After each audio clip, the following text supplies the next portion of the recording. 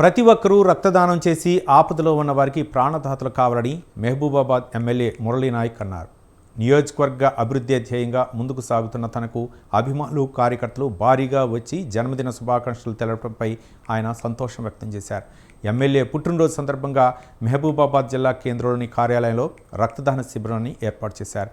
దీన్ని మురళీ నాయక్ ప్రారంభించారు. అంతకుముందు 60 కేజీల కేకును కట్ చేసి అభిమానులు సంబరాలు జరుపుకున్నారు.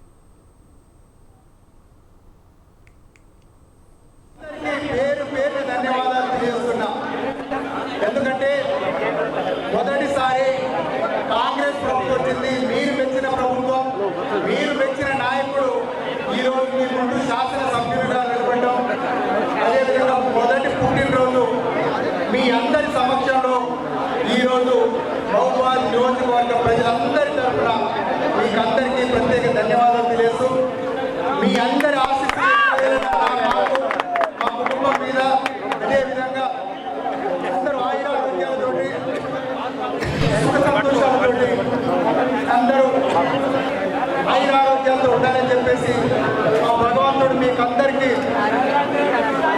6 గ్యారెంటీలు మాకు చెప్తా ఉంది.